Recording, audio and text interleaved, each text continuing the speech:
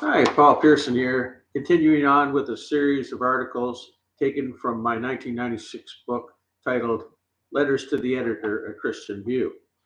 This was my article titled Elections, and I'll begin to read.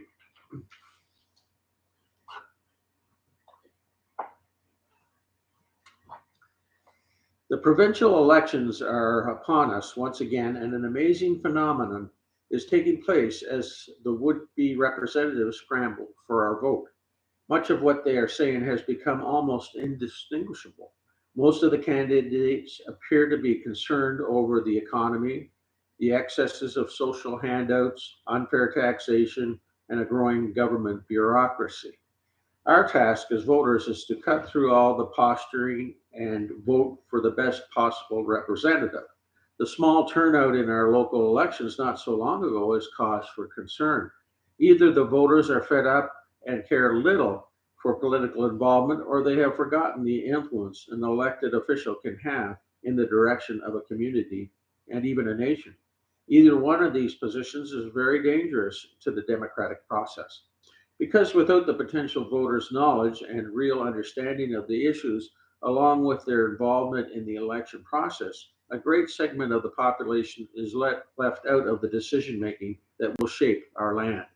Some may feel inadequate to pick a candidate because of the confusing rhetoric of political language, and some may be disillusioned by the broken promises of past election officials.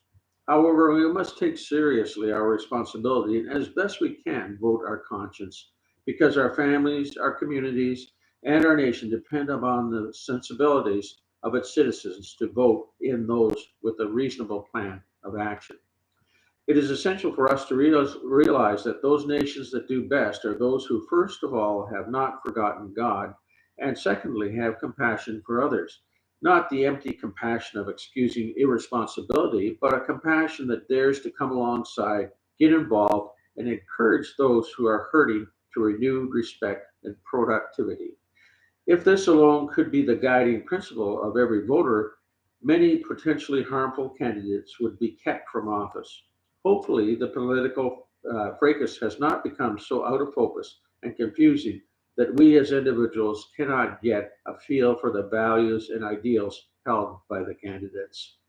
As some try to address the underlying issues that have backed this province into a corner, we hear ill conceived comebacks like, it's the economy, stupid. I believe the voters are not so easily taken in by such desperate slogans attempting to put down those who are for a change of heart and not the band aid diplomacy which has ruled far too long.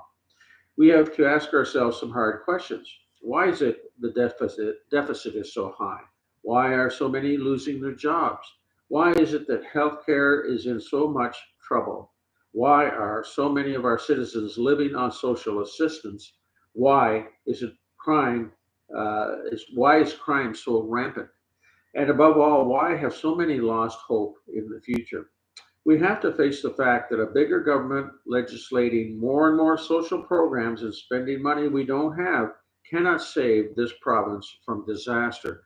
Our real hope is in finding the courage to address the underlying moral problems that have seeped into our culture. A false impression that we as individuals have no obligation to responsible behavior has infiltrated our national conscience.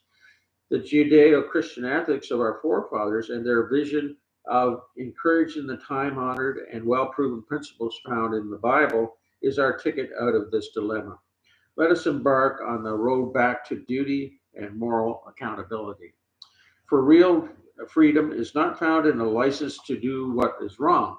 Real freedom is found when, at the end of the day, constraint and discipline have triumphed and we know in whom we have believed. May God guide us into informed, sensible decisions and help bring us back from the apathy of some and the moral bankruptcy of others. For the heartbeat of our province and the nation depends upon the reasoned choices we, the electorate, make. And I'll end yours in Christ, Paul.